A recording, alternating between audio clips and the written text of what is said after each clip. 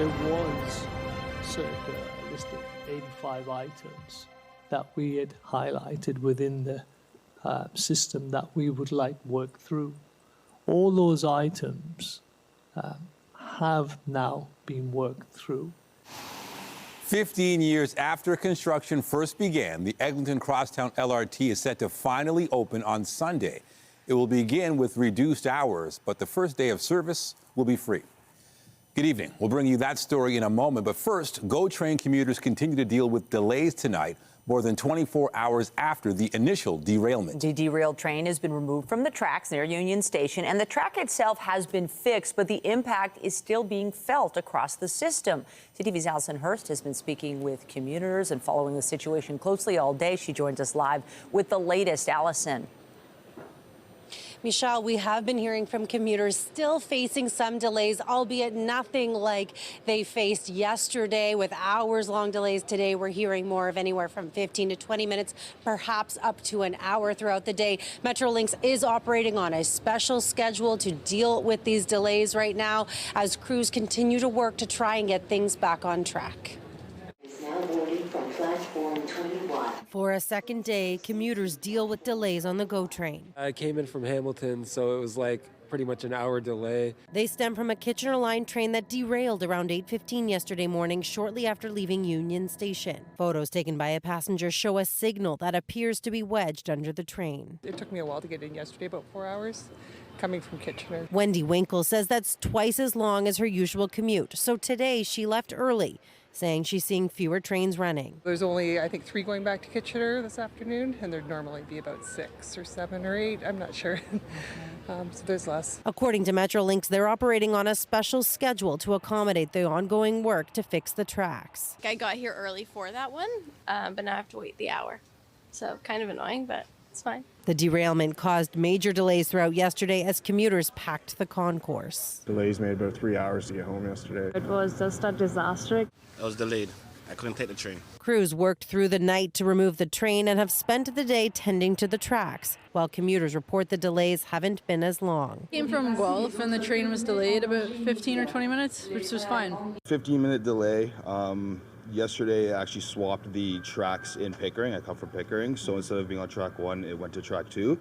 Then when we got here last night, it was an hour and 40 minutes last night. So it's getting better, but it's still a little bit delayed.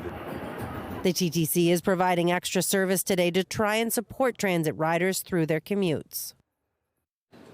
Metrolinx has yet to confirm an exact timeline as to how much longer the work is going to take and when things will be back up and fully running. Reporting live, I'm Allison Hurst. Nathan, back to you. Thank you, Allison. Could it really be happening? The long-delayed Eglinton Crosstown LRT is set to officially open Sunday, 15 years after construction began. Well, there is relief. The line is finally opening. Critics are calling for an inquiry into the lengthy delays. CTV's Natalie Johnson has been following this troubled transit line and joins us live now with the latest. Natalie, the countdown is on. Yeah, exactly, Michelle. Transit officials confirming today that Super Bowl Sunday will be the day that the Eglinton Crosstown LRT is finally ready to ride 6 years after it was originally supposed to open its doors. This had been the date that Torontonians had been talking about for a couple of weeks now, but as recently as last week, there had been questions about whether that would continue because the CEO of the TTC had concerns about the fact that the emergency brakes had been activated multiple times during the testing period and was not sure why. They investigated that data. The CEO of the TTC saying today he has now been assured that the system is safe and ready to go. It will begin with a phased-in approach that will mean reduced operating hours off the top. Here's more from transit officials this morning. We're going to be implementing transit signal priority. You'll see some changes within about 2 weeks of the line opening. Then you'll see some more changes in March, and full transit signal priority, I believe, will be implemented by the end of May. So obviously we hope that council won't do anything to interfere with that. We're also looking at updating some of those policies, restricting the speeds of the vehicles, and that work is underway as well. Service will begin on weekdays from circa 5:30, 5:40 to 10:30. On weekends from circa 7:40 in the morning. So slightly reduced, not going to midnight or 2200, 2300, sorry. That's step one. Step two, this then allows the maintainer, CTS and CTM, for who maintain the assets, to get more familiar with the impact service will be having on their assets and be able to do the maintenance on the lines. And so again, full signal prioritization for this brand new transit line will be fully in place until May. Officials trying to temper expectations of riders, warning that it will be a bit of a slow start. This, of course, after the Finch LRT got off to a bit of a sluggish start not too long ago. As a result of all of the delays on this Eglinton line and cost overruns, the TTC will not be celebrating per se when this all kicks off on Sunday. There will be no transit opening, ribbon cutting or party being thrown by the TTC. At least service will get off to a quiet start at about 5:40 in the morning. Rides will be free on Sunday. Again, Super Bowl Sunday, the Eglinton Crosstown LRT will be finally ready to ride. That's it for now. Natalie Johnson, back to you, Nathan. Thank you, Natalie. Still to come, an NDP MPP set to run for the federal Liberals in an upcoming by-election in Scarborough. We'll have more on Dolly Begum's recent decision a little later in the show. But first, an investigation is underway after a pedestrian was struck and killed in North York. The man in his 20s was hit by a tractor trailer. CTV's Rahim Ladani has the details. This busy intersection in North York was shut down for several hours Tuesday along Steeles Avenue and Petrolia Road east of Keele Street. Officers bagging evidence in the middle of the roadway after a pedestrian was struck and killed by a tractor trailer. Emergency services arrived on scene and located the pedestrian and provided life-saving measures.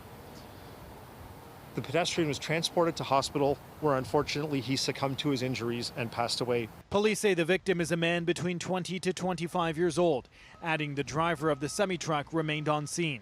It was during morning rush hour, around 8:15, when emergency crews responded to the incident. The accident appears to have happened here on the southeast corner of the intersection. Officials did not say whether the pedestrian or the driver of the vehicle had the right of way. It is too early to say anything about charges at this point. Our reconstruction unit is on scene now.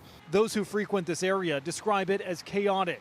After we spoke with Jay, he himself had to walk into live traffic just across the street. It's scary because that could be me, because I take this route like every day because I go to the gym right down the road. So it's crazy to think of, but you know what? Like, my condolences to his family. Others say pedestrians also have to exercise extra caution. Sometimes I do it too. You're guilty of, you want to save the extra second, but it's better to just wait. It's not worth it, man, you know? Like what happened this morning, it's never worth it. Police say they're also reviewing security video from nearby businesses as part of their investigation. Rahim Ladani, CTV News. And a woman is dead following a collision in Markham. This happened around 2:15 p.m. on Woodbine Avenue between Miller Avenue and York Tech Drive. York Regional Police say two vehicles collided in the area. Their major collision unit is investigating the cause of this crash.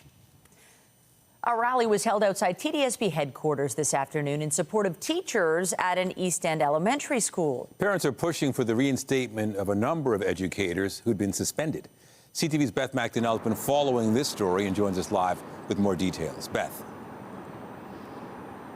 Nathan, the rally ended about 30 minutes ago. It was organized by Elementary Teachers of Toronto, the union representing the teachers.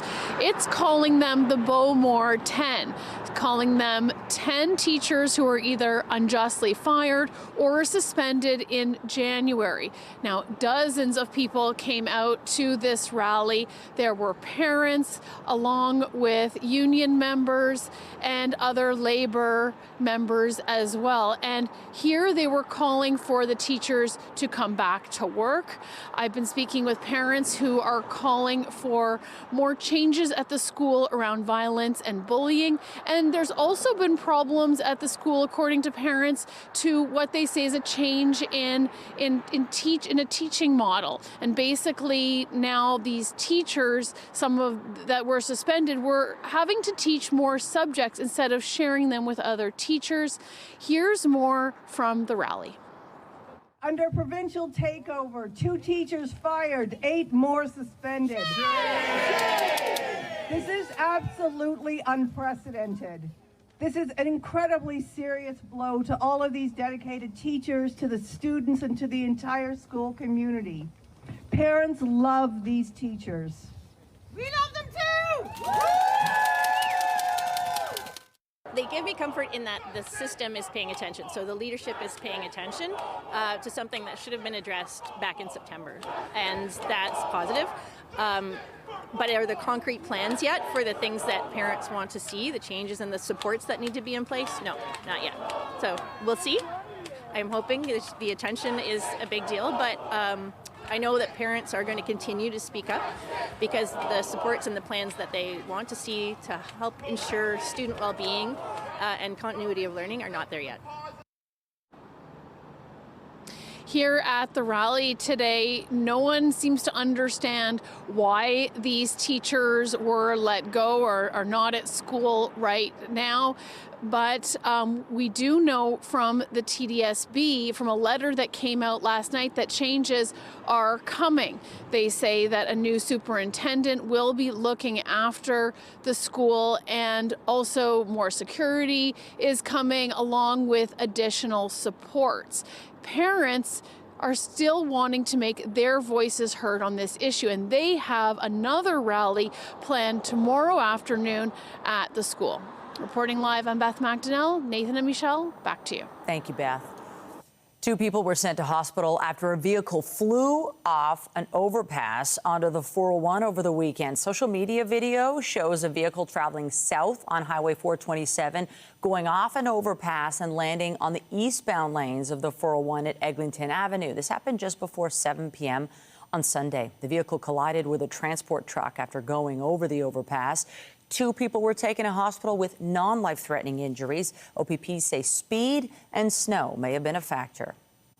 Crews battle a 3-alarm fire at an Etobicoke high-rise overnight. Emergency crews were called to a building on Dundas, east of Kipling, at around 1 o'clock in the morning. The building was evacuated and 75 people were sheltered on buses in the area. No injuries were reported, and the cause of the fire is under investigation. There was a second fire in Etobicoke overnight, this one at a plaza. It's a commercial with residences up above. They did a quick interior attack on the fire, knocking it down with heavy smoke at the time, and doing searches on the apartments above as well. No residents were injured in the searches or found during the searches. Flames broke out just before 3 a.m. at a restaurant on Islington, north of Rexdale Boulevard. The cause of the fire is still under investigation.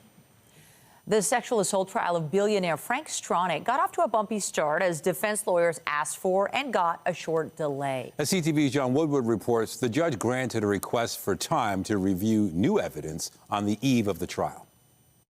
93-year-old Frank Stronach listening intently as his defense lawyers started the first open court hearing this week with a request to delay. His defense counsel, Leora Shemish, saying she had just received 6 videotaped statements and needed time to go through them. Some observers took that as a red flag. Okay. It's a little disturbing, I have to say, that on the eve of trial, literally, the defense is getting more disclosure. This is not an offense that happened a year ago or 5 years ago. These are old charges, and one would think that the prosecution would have their evidence together. The auto parts magnate and one of Canada's richest men facing his first of 2 trials, this time 12 counts including sexual assault in cases in Toronto that stretch back almost 50 years. The second trial to be in Newmarket for incidents that allegedly took place as recently as 2023 in Aurora, Ontario, where his former company, Magna International, is based. Stronach has pleaded not guilty in Toronto. One major challenge for the case, time, which can cloud memories, and if evidence wasn't preserved then, it's often gone.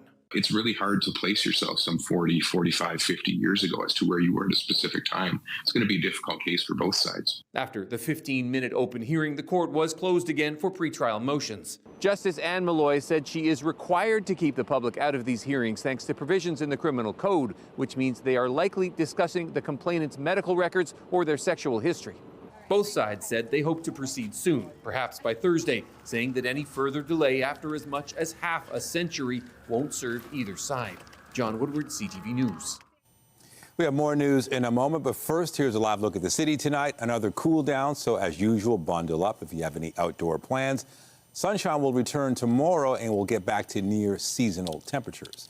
Lindsay Morrison is here with a look at how things are now. Lindsay. Yeah, somehow, Nathan, that doesn't make us feel better tonight. It is going to be very chilly later on this evening and early tomorrow morning before that return to near seasonal warmth. Here's what we're looking at on the satellite and radar. Likely you saw a big burst of flurries outside your window earlier today around the lunch hour. We'll zoom in a little bit closer.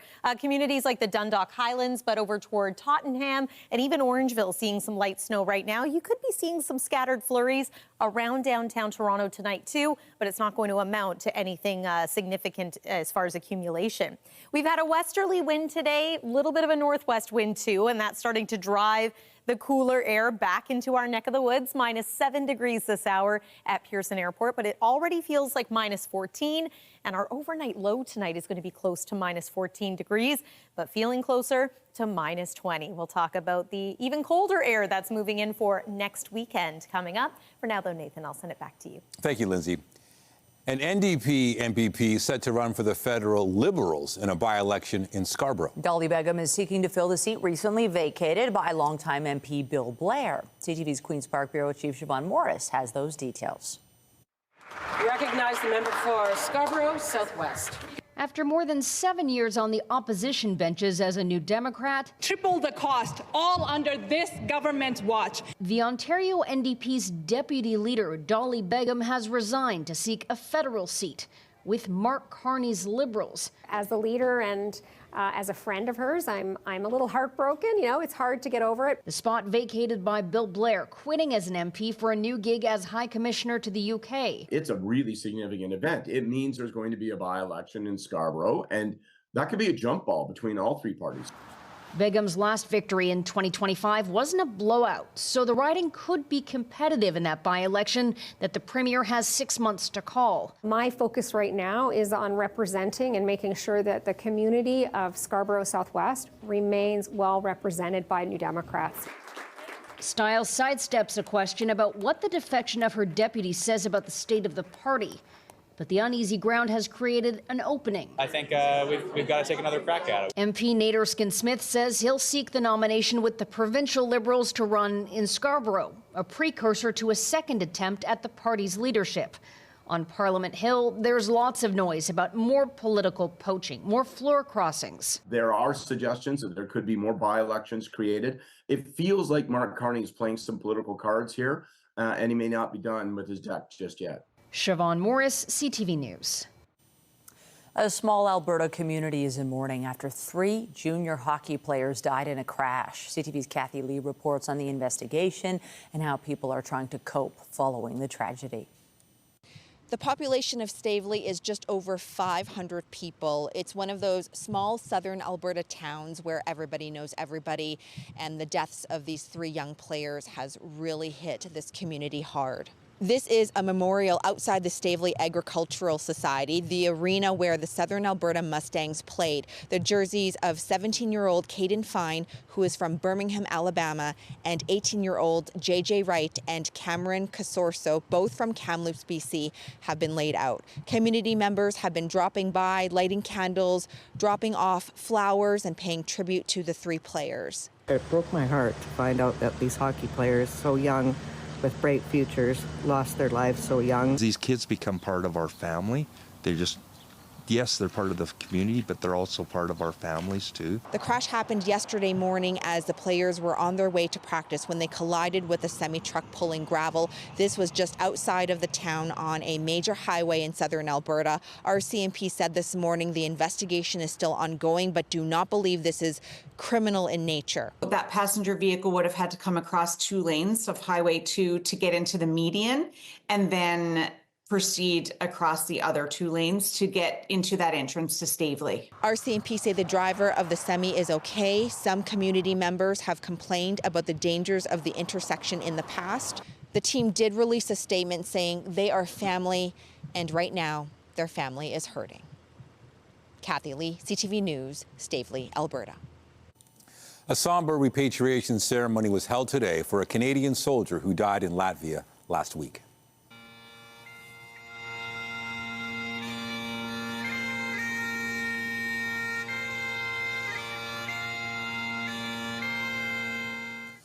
The body of Sebastian Halmagian arrived at CFB Trenton this afternoon.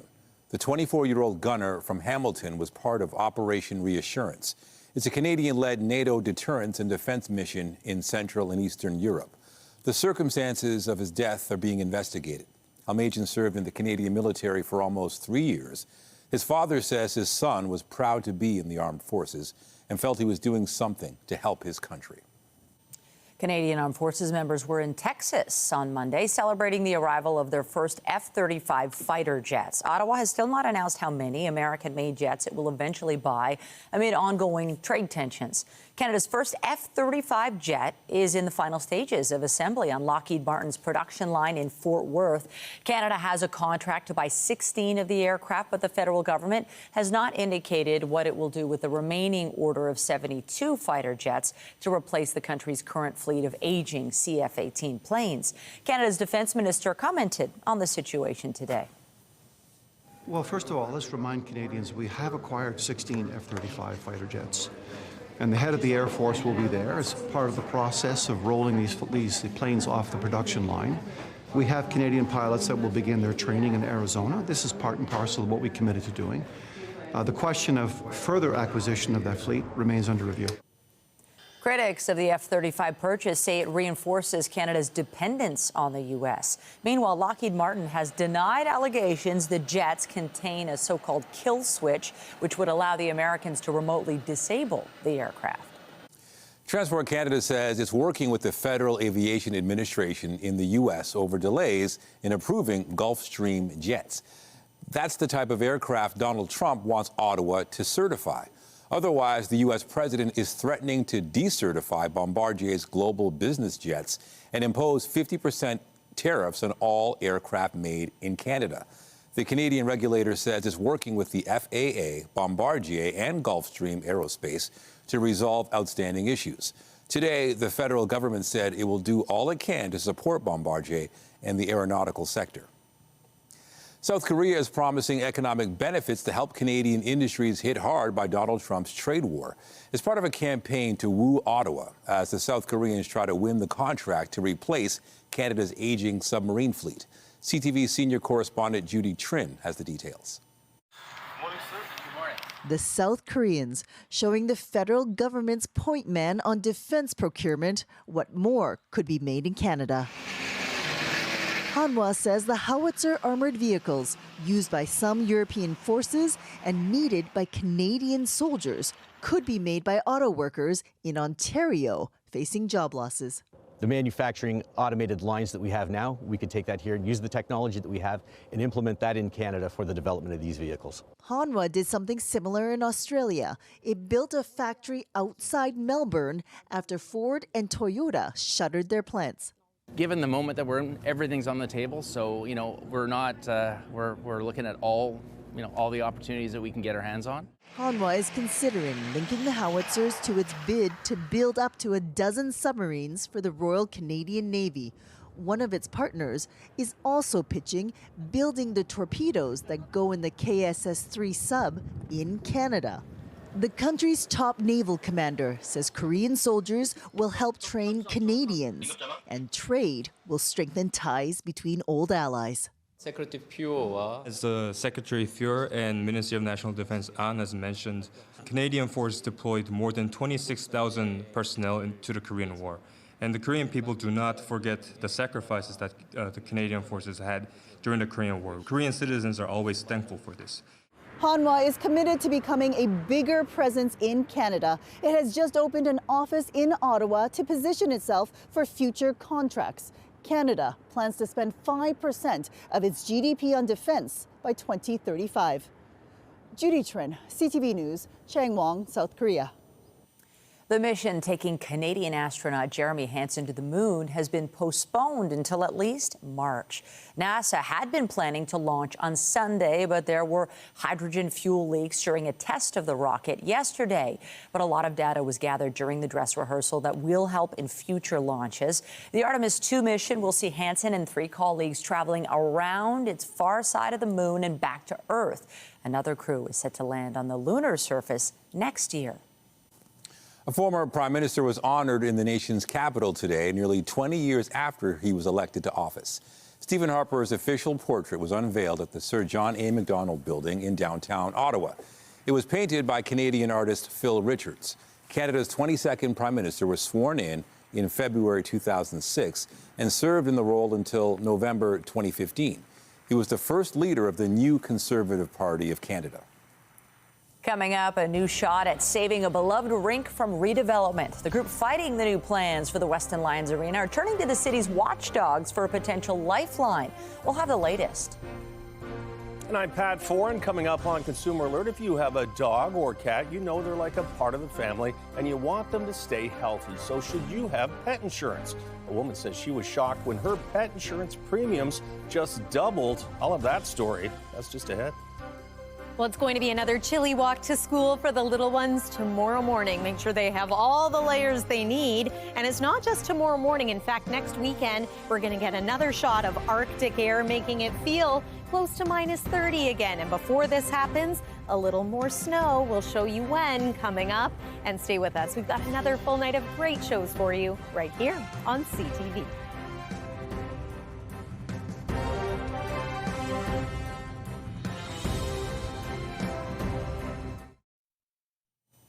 It's estimated there are 14 million dogs and cats in Canada, but only about 3% of pet owners have invested in pet insurance. Pet insurance can help you in the event of unforeseen expensive medical bills, but the premiums can rise substantially as your pet gets older.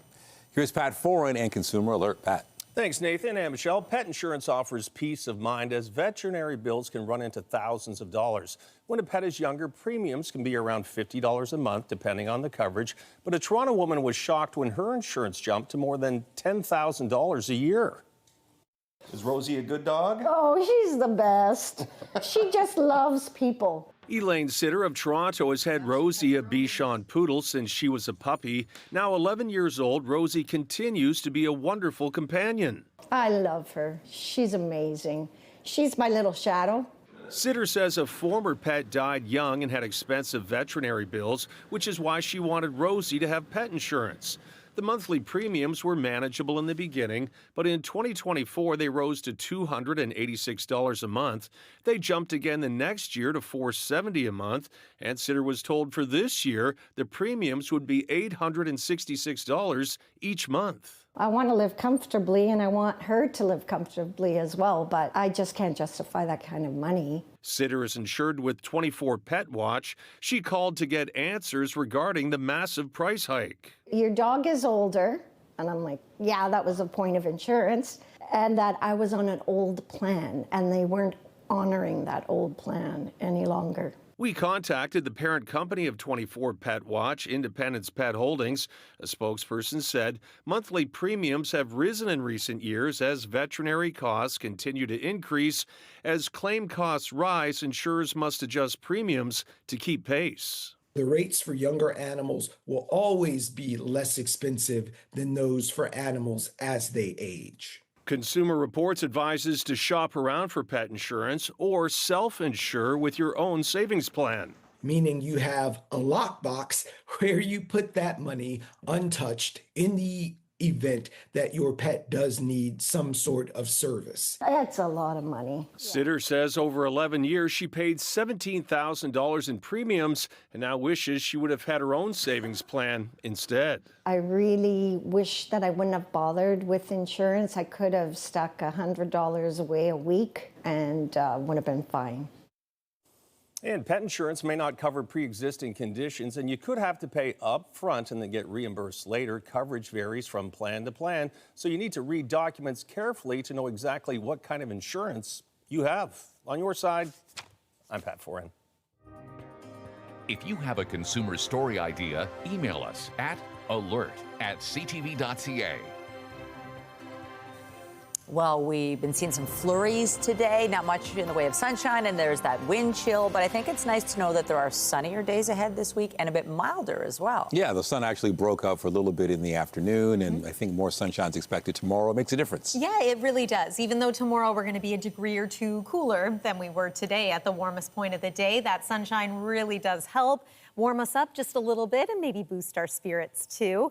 I want to talk a little bit about the Great Lakes for a moment, because earlier in the season, we were talking about how unfrozen they were, but this is Georgian Bay, which is now almost entirely covered in ice. So why does this matter? Well, as we know, lake effect snow is fueled by the Great Lakes, and when they're not frozen over, we get those very intense streamers, which we've been seeing all season long off of Lake Huron and Georgian Bay. Look at Barrie, 300 centimeters of snow already this year, thanks to those lake effect streamers.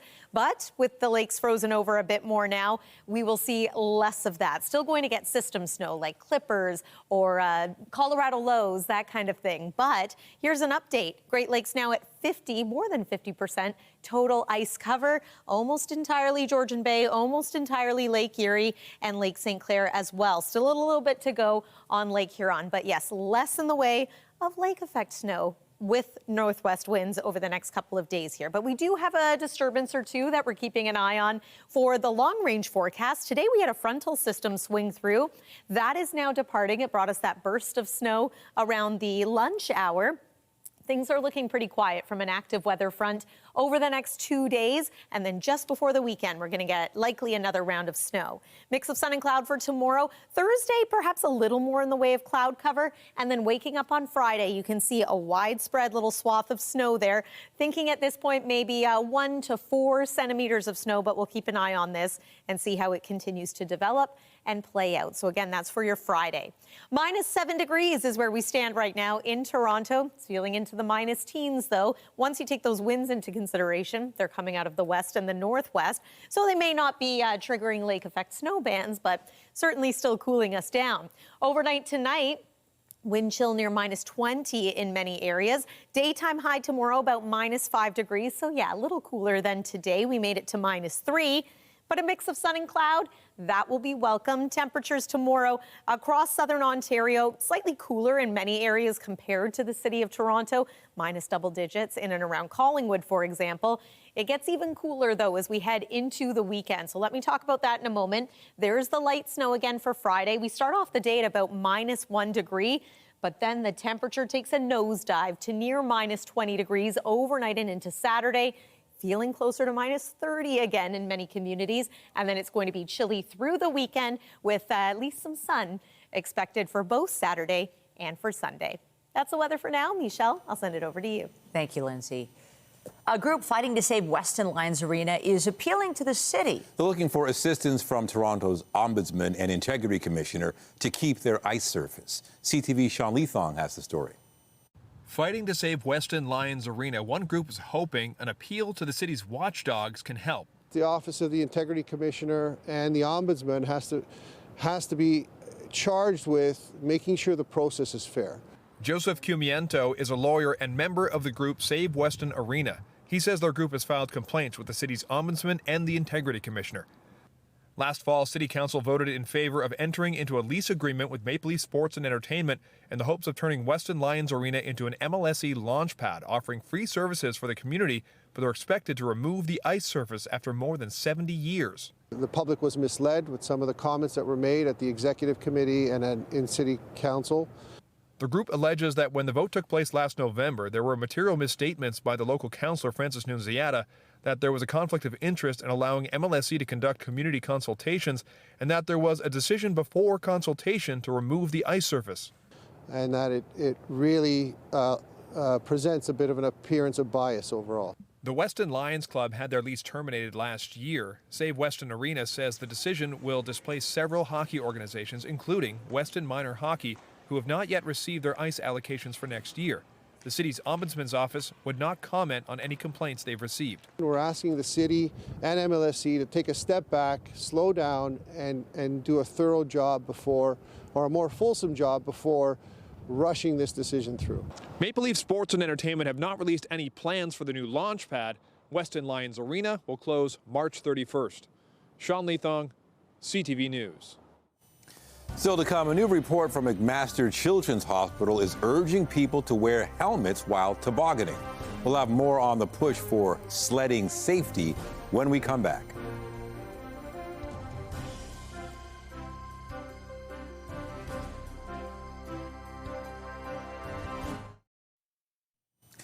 Tobogganing is synonymous with winter fun, but McMaster Children's Hospital is outlining some safety concerns. The report's authors are suggesting kids should be wearing helmets when hitting the hills. CTV's John Musselman reports. Stephanie Mazzullo homeschools her children, so they had a chance to go tobogganing in Etobicoke today during a break in studies. They like the speed. It can be a lot of fun for kids, but a new study by experts at McMaster Children's Hospital shows head injuries for children are on the rise. And while most injuries are considered minor, the study shows children required x-rays and CT scans after sledding into trees or fences, causing significant trauma. We see anything ranging from concussions to skull fractures to brain bleeds. The study shows that of all the children injured, more than half were boys. Quote, children and teens routinely wear helmets when skiing and snowboarding, where they can control their speed, yet not when sledding, where they often have no control over how fast they go. Most injured children were between 6 and 10 years old, with the average age of about 9, and just over half were boys. Essentially, these kids are going at speeds, at high speeds, and ending up in a fixed object, so we treat it like a trauma. The study is not calling for a ban on tobogganing as a winter pastime. Instead, medical experts recommend better safety measures, like ski or hockey helmets for kids before they head down the hill. Maybe because I grew up in the 90s and we never really wore helmets. But now that you brought it up and the hill is so steep, maybe it is safer. Expectation that helmets are worn. Similar to, like I said, skiing and snowboarding. It's just sort of, that's what you do if you go skiing and snowboarding. Now, I think similarly, that's what you do when you go bike riding. So we should just sort of, it's a cultural expectation. Medical experts say for added safety, they recommend kids sit or kneel on a sled versus lying down, which can increase the risk of head injuries. John Musselman, CTV News. The Heart and Stroke Foundation has released its 2026 Heart Monthly Report. The report says that while the death rate has decreased more than 80% over the past 70 years, more than 6 million Canadians are living with heart disease or stroke. It also revealed the adult smoke rate has declined down to 11%, but remains the leading cause of preventable death. In addition, just over half of children and only 2 in 10 youth meet their daily physical activity recommendations, while fruit and vegetable consumption has been declining for the past decade.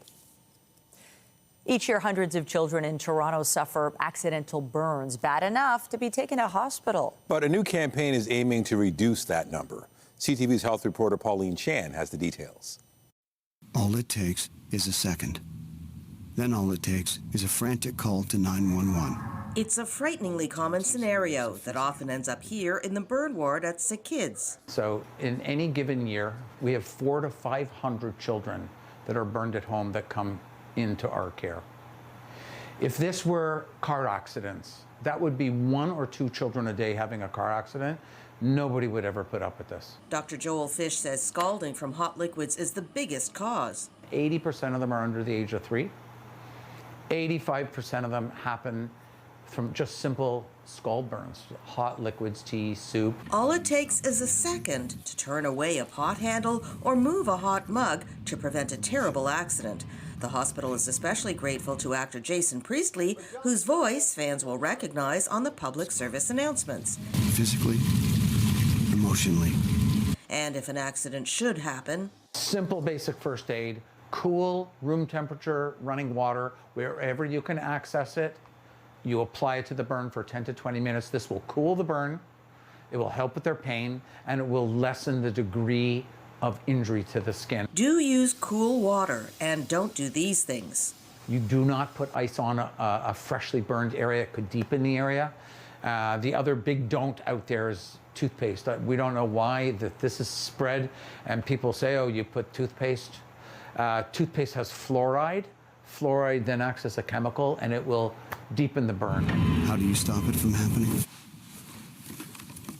And the hospital is eager to spread the message, so they're encouraging parents to download the PSAs and share them on social media. Pauline Chan, CTV News. After the break, BMO slapped with a fine for overcharging customers. We'll tell you what happened and how much the big Canadian bank has to pay up.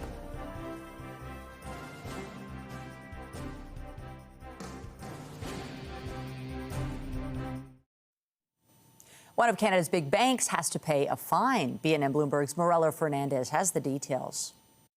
BMO is being dinged $4 billion by the Financial Consumer Agency of Canada. The agency says the bank was charging clients monthly fees that should have been waived. Over 100,000 customers were affected between 2010 and 2024. BMO's already issued more than $3 million in refunds. The watchdog says the bank received more than 500 customer complaints about the fees, but was negligent in detecting the error. BMO says it holds itself to the highest standards of conduct. Here are the closing numbers for the day. The Canadian dollar is up to 73.34. West Texas Intermediate is up over $1 to 63.21.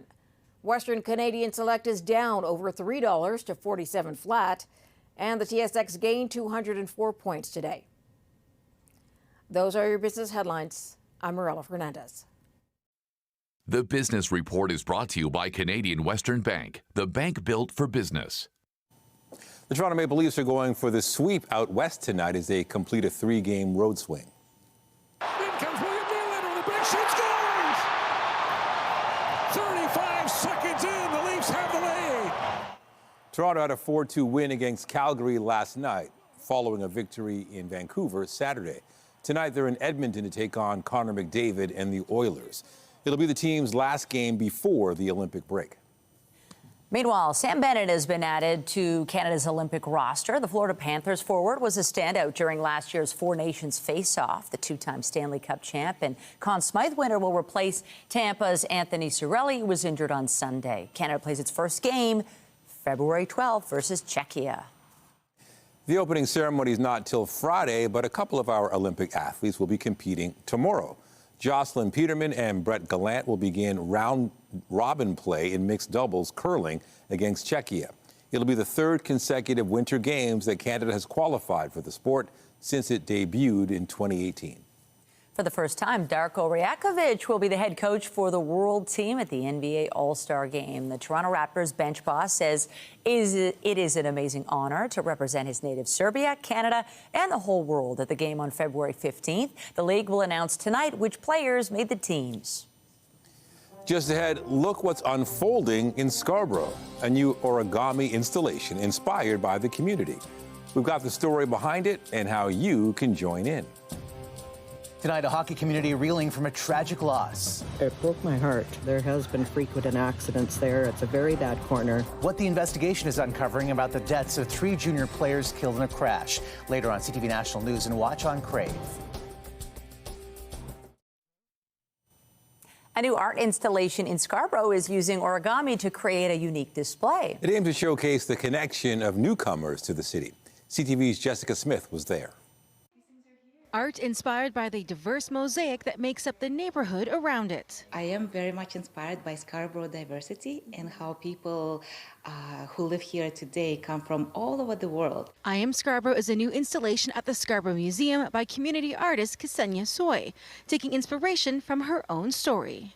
Scarborough is my first home in Canada. I am from Uzbekistan originally, came here 7 years ago, and this is where I started my new life. A community engaged initiative over the summer of 2025, so I worked with hundreds of people from the neighborhood to create an origami butterfly installation. And the idea of suspended colorful pieces, individual pieces, but suspended together, flocking together, flying together, came very naturally. Each paper butterfly representing a different person, their story, and how they found connection. To put it like in one sentence in words, what was the idea was really to personifying Scarborough. through the stories. Creating a visual representation of a shared experience, making a home in the neighborhood of Scarborough. The public are welcome to come in and fold their own butterfly that they can take home. The I Am Scarborough installation will be here for free at the Scarborough Museum through to March 22nd. Jessica Smith, CTV News. Just beautiful. Can't wait till butterflies and things are in the mix again. Yeah, right now we just got flurries, and hopefully they'll push out quickly, and then we can have some sunshine tomorrow. Yeah, nothing too eventful tonight. Keeping an eye on the radar, and right now it looks as though there's a little bit of flurry activity maybe around Markham, perhaps extending as far south as Scarborough. Here's one more look at what we're dealing with. Again, just scattered flurries around the GTA, not expecting this to accumulate in any way. Waking up tomorrow morning, yeah, it's going to be a bit of a chilly start.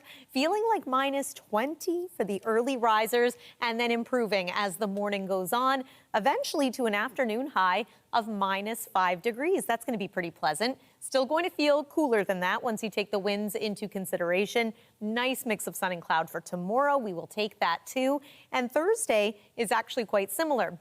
Perhaps a little more in the way of cloud. And then as early as Thursday night, we're going to watch for the possibility of some light snow moving in. It is more of a Friday morning commute type of setup, though, so just be prepared for perhaps a couple of centimeters of snow Friday morning. And then it is a cold weekend, especially Saturday morning. We're going to feel the chill once again. Michelle and Nathan. All right, appreciate the heads up. Thank you, Lindsay. That's it for us, but be sure to join Omar Sajidina at 11 tonight for CTV National News, followed by Zarada Allman, who has your next local newscast at 11:30. Meantime, our coverage continues anytime on CP24 and at ctvnewstoronto.ca. For Lindsay Morrison and the whole team here at CTV News, thanks for watching. Have a great night.